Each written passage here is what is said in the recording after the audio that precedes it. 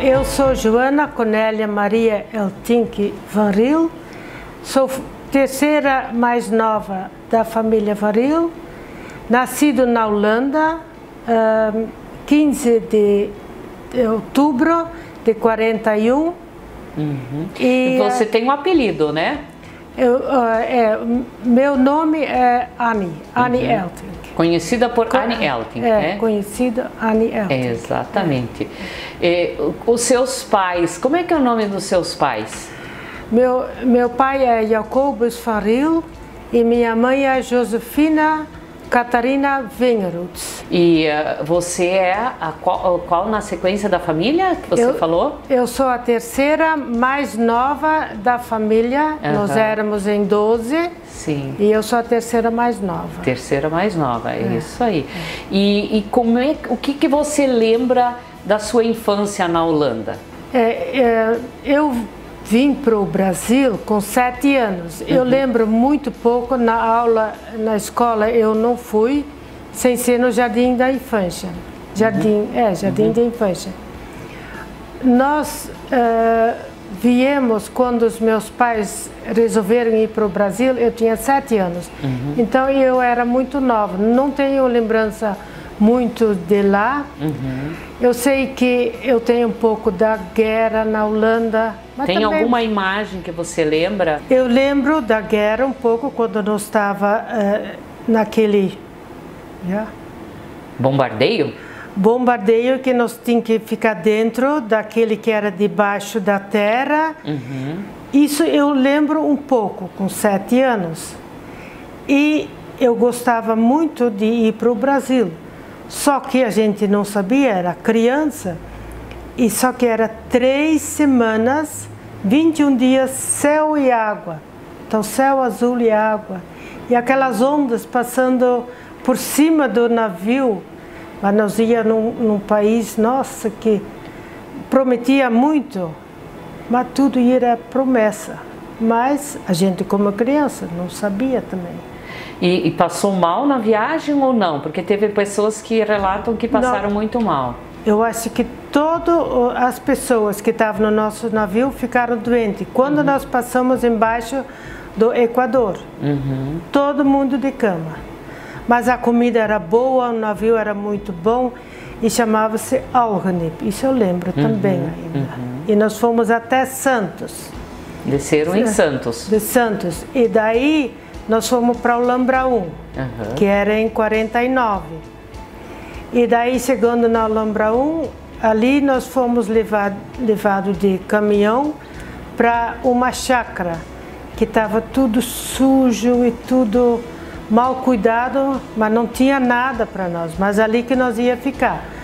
Os pais com 11 e número 12 já tinha vindo um ano antes para o Brasil, senão ele tinha que entrar no exército.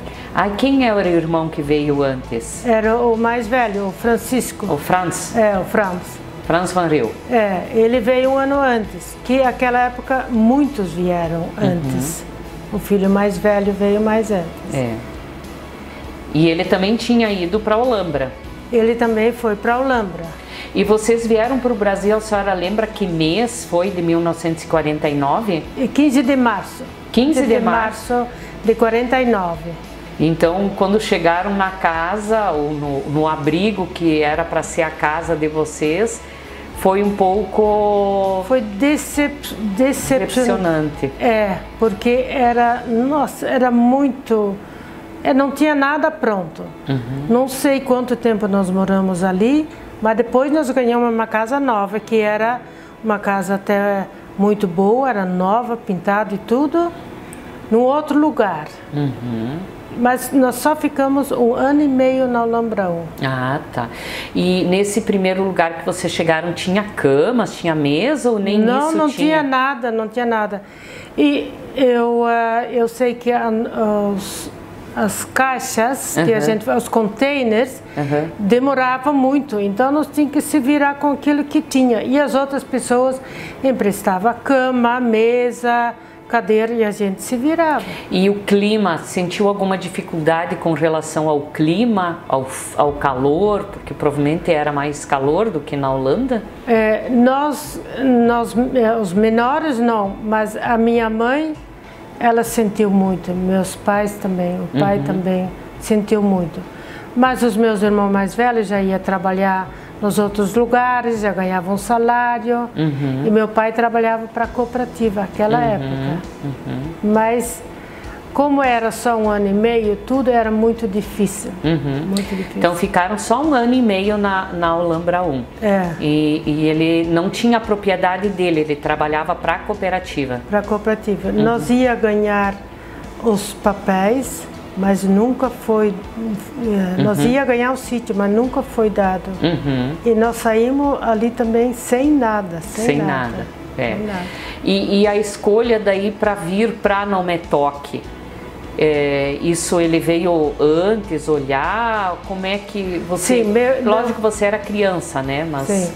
Mas meu pai ia muito aqui, né, em Nometok, porque através do padre que ele estava falando, meu pai confiava muito nos padres. E aqui tinha, e alemão também, aqui tinha muitos padres, também tinha os padres holandeses e alemão. E aqui meu pai estava vendo que tinha futuro.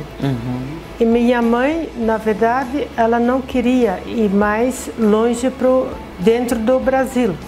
Mas meu pai, como nós tínhamos 8 irmãos, meu pai sempre queria que todos ficassem agricultor.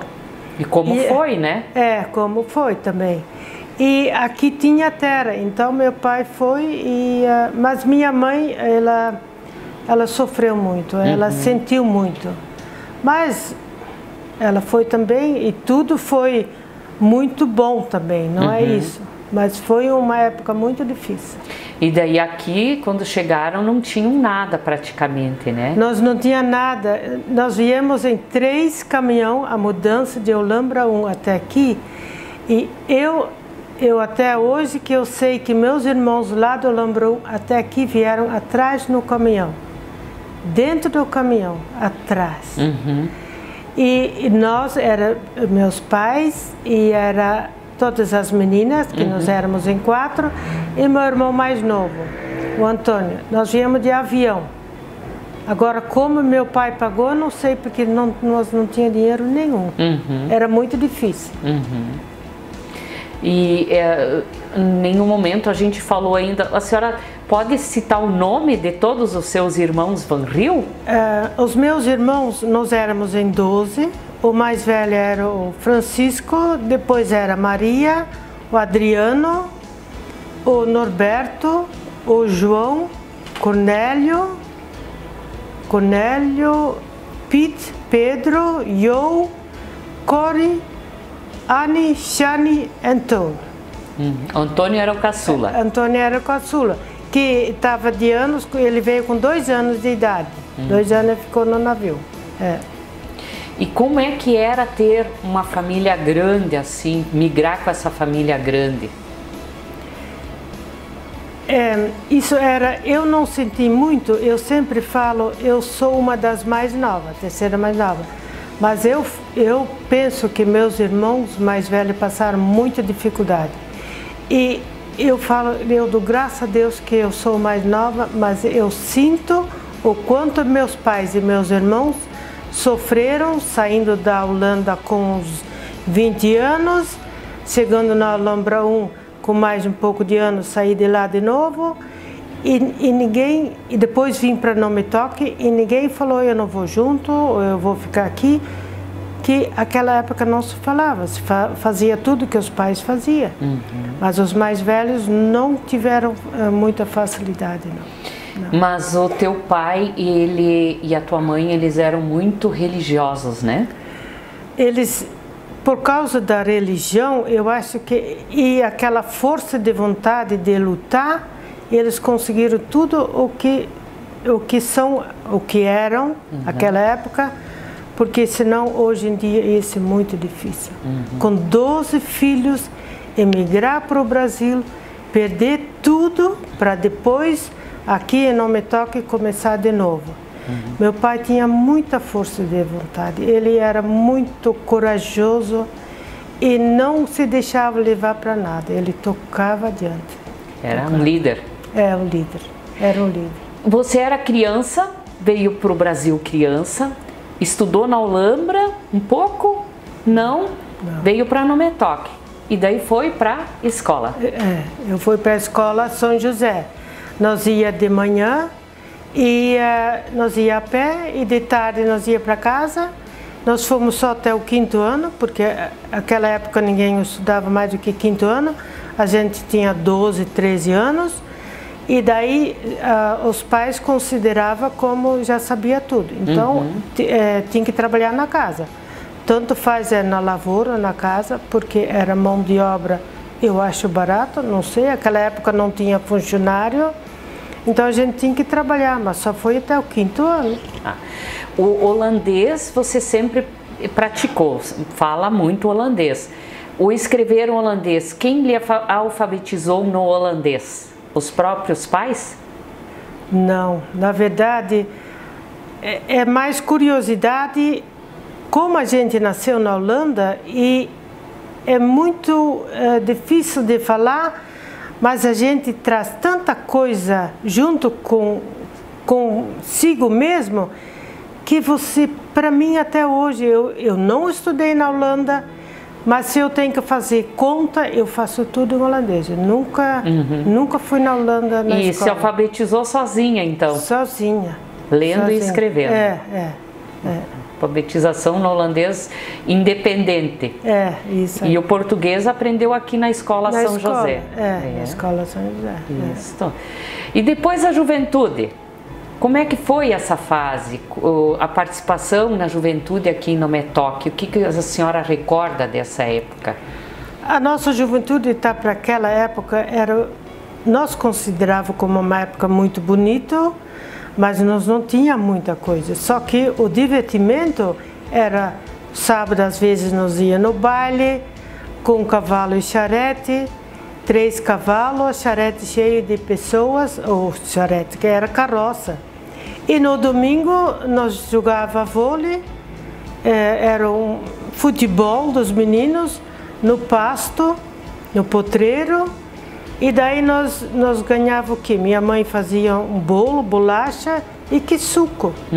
Isso era nosso divertimento no domingo à tarde. Mas só o fato de se encontrar todo mundo junto já era, nossa, a gente se divertia até. E um costume, todo domingo de manhã iam para a missa, né? Todo domingo de manhã para a missa. Isso aí é a primeira coisa. E tinha 2 missas? Umas 7 da manhã, outras 9, não era assim? Uma turma ia num horário, outra turma no outro? Depois voltava também, cavalo e carroça, depois voltava e daí tinha que trabalhar, fazer o serviço, e os outros iam de novo na missa, que ficaram em casa. Mas todo domingo era missa. Era sagrado.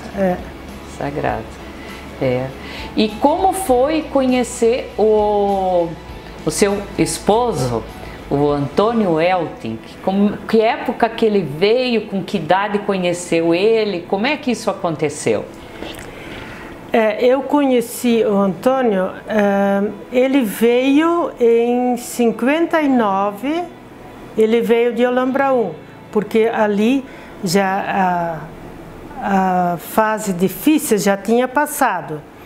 Eles vieram da Holanda em 53, a família Elting. Mas daí lá não tinha terra e eles também eram em 10. Então o pai dele achou que ele tinha que procurar terra para ele. Primeiro ia para Santa Catarina, mas não era isso. Daí ia vir para Não Me Toque. Então ele veio em Não Me Toque e em dezembro. E ele se adaptou bem aqui, mas ele também nunca tinha trabalhado para ele mesmo. Nem conta no banco, não tinha nem talão, não tinha nada, não sabia de nada.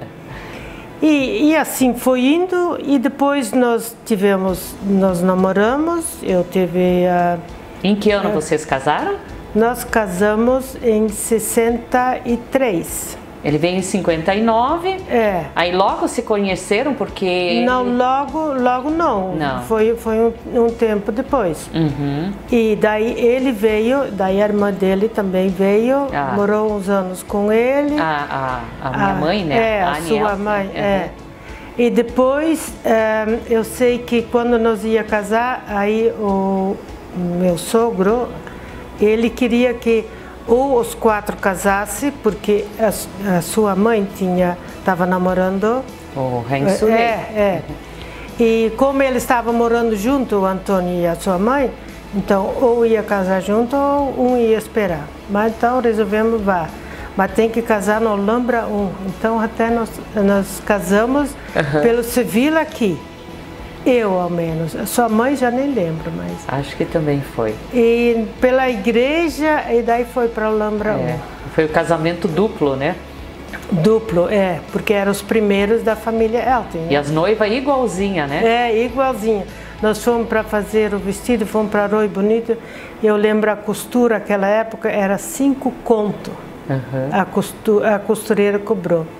E o vestido, não sei quantos metros que tinha o vestido, mas era 2 saias, saia dupla. Assim era o vestido, só que aqui esta é a foto do Heng Sulei e da Annie Elting Sulei. E a Annie Van Riel estava com o mesmo vestido, um vestido muito nós lindo. Fomos lá para Arroio Bonito numa costureira. E foi uma grande festa. Daí a família Van Riel e a família Sulei foram tudo para o Alhambra. Nós fomos de ônibus ainda, naquela época fomos de ônibus com os pais. Então a nossa lua de mel era voltar para cá e de ônibus. E trabalhar depois, né? Logo depois trabalhar. Trabalhar. Exatamente. E aí vocês foram morar na propriedade que o Antônio tinha adquirido, que é aqui quando vai para o Largo do Idoso. Ficava mais ou menos essa... eu não sei como é que chama ali, mas eu sei. É Capão Firme. É Capão Firme ali hoje. Que era o sítio então, e daí sua mãe foi com o seu pai para Mantiqueira. E nós ficamos ali, numa casinha. Eu sei que o Antônio construiu a casa que era de um salão de baile, desmanchou e fez a casa. Então era tudo de segunda mão, mas era bem feito. E nós moramos ali. Eu acho que 3 anos que nós moramos ali. E aí a senhora, vocês tiveram, os 2 primeiros filhos nasceram em Nometoque, né? Os 2 mais velhos. A Teresa, que nasceu em 64, e o Paulo em 65. E daí como a propriedade era muito pequena, nós resolvemos ir para o Alhambra 2, porque lá tinha mais terra. Nós vendemos tudo aqui e começamos ali. Em Alhambra 2, que fica perto de Paranapanema. Paranapanema, Avaré. Avaré. E aí venderam tudo e migraram novamente. Novamente. Tudo de caminhão. Daí eu falei ainda para o Antônio. Eu falei, 2 caminhões de mudança. Eu falei, se agora nós vamos mudar mais uma vez, é só para a Holanda. Não quero mais mudar, não. E aí começaram lá na propriedade, lá em Alhambra 2, que é onde vocês moram hoje ainda? Ou não, ali nós não tinha casa, só tinha comprado terra. O meu sogro tinha escolhido um pedaço de terra que era 100 hectares. Nós não tinha casa, mas daí nós alugamos uma casa pequena, que era dos funcionários. Pintamos e fomos morar ali 4 meses, até que o tio do Antônio fez um barracão, do qual era uns quartos dentro do barracão, e isso era a nossa casa, que tinha cozinha, sala, uns quartos, banheiro, mas nós não tinha luz elétrica, não tinha água encanada, tudo era muito simples. E os outros filhos nasceram quando vocês já estavam, então, em Alhambra 2, que são os filhos, são a Joana, depois tem a Sandra e tem o William, que é o caçula. 3 nasceram em São Paulo. E hoje a senhora tem quantos netos, a senhora e o tio Antônio? Tem 11 netos, 11 netos. Isso. Tudo espalhado. Espalhado, né? Hoje, os filhos moram aonde? Tudo? A mais velha mora em Belo Horizonte, que é a Tereza. Depois tem o Paulo, mora na Ulambra. Depois tem a Joana, que mora na Holanda. Depois tem a Sandra, que mora em Fortaleza. E o William também na Ulambra. Só os filhos homens que estão. E o trabalho de vocês sempre foi, então, voltado à agricultura? Sempre foi agricultura. Exato. E também tiveram criação de outros animais, né? Sim, nós tivemos sempre porco e gado. Nós tivemos muito gado. Primeiro era Cimental, depois Sim Brasil. E isso era a nossa poupança, gado. Mas depois a gente viu que não deu mais e o filho mais novo se formou e queria agricultura, daí mudou. Daí todo o pasto foi mudado em lavoura. Em lavoura. Mas os porcos, suínos ainda mantém? Ainda tem. Ainda tem. E qual era o seu hobby? Assim, o que a senhora gostava de fazer? O que a senhora gosta de fazer de lazer? Eu tenho muitos hobbies. Eu gosto de fazer muita coisa. Eu não posso ficar parado. À noite na televisão eu também falo, tem que fazer alguma coisa, ou é crochê, ou tricô.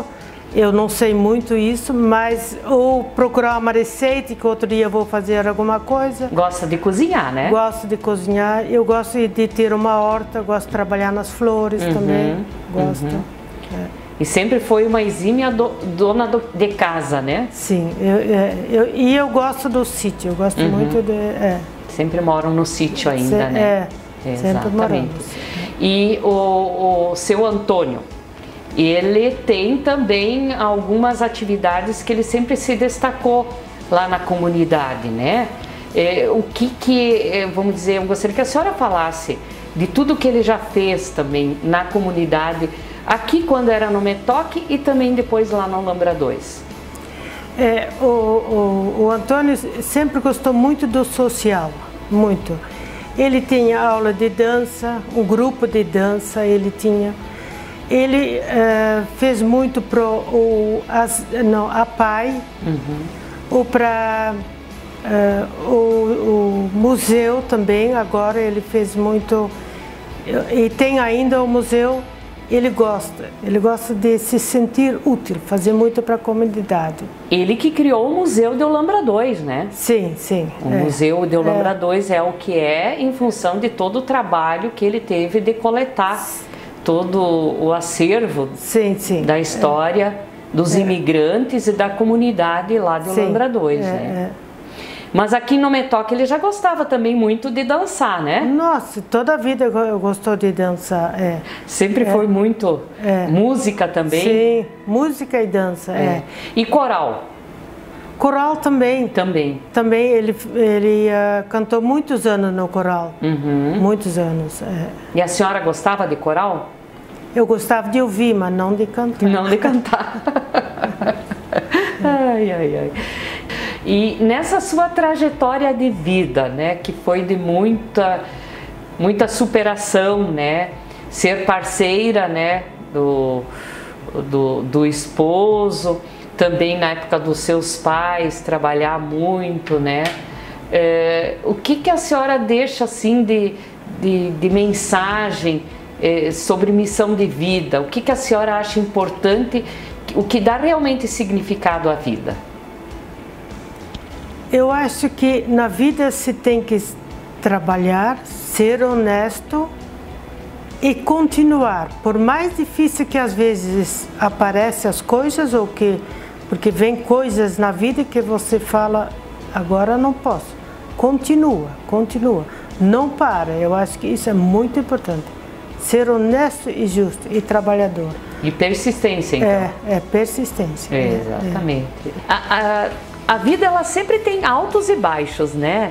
Mas em resumo, quando a gente faz uma retrospectiva, a gente vê que tem muitas coisas boas, né? o que mais lhe orgulha, o que mais lhe satisfaz nessa fase da vida? Nós tivemos muita coisa boa. Em primeiro lugar, eu falo a saúde, mas a gente trabalhou, a gente tem uma família muito boa, muito unido, todos com saúde. A gente chegou muito longe e graças a Deus pelo esforço que a gente teve. Então tem muitas coisas boas, tem. A senhora se julga uma pessoa feliz? Eu sim, sim. Que bom. Que bom. Spreekwoorden. O que a senhora tem de spreekwoorden? Esses dias a gente estava falando, de soep wordt nooit zo heet gegeten als die opgeschept wordt. Quer dizer, a sopa nunca é comida, ingerida tão quente e tão rápido como ela é servida. Mas isto seria, por exemplo, uma coisa, vai acontecer alguma coisa, né? Você vai falar uma coisa, você vai falar outra coisa. Então, você vai falar uma coisa, nossa, é muito... aconteceu uma coisa muito grave. E se você vai pedir para 10 pessoas, e até que vai chegar no final, não é tão... Tão grave. Não é tão grave. Isso quer dizer... Que tem que ter paciência. Paciência e falta alta meio, sabe? E depois um outro, deixa eu só pensar um pouco, que meu pai falava, daar alleen kan liefde zijn, waar men alles ongedwongen voor elkaar doet. Como é que é isso em português? Onde pode ter amor, onde se faz tudo para o outro sem pedir o troco. Né? Traduzindo assim. Isso. Fazer o bem sem olhar a quem. Sem olhar a quem. Mais ou menos isto, né? Als kalf verdronken is, dan dempt me de put. Então o que significa isso? Depois que o bezerro afogou, daí que você vai no poço e vai tampar. Só que já devia ter feito antes. Chegou tarde. Chegou tarde. Exatamente.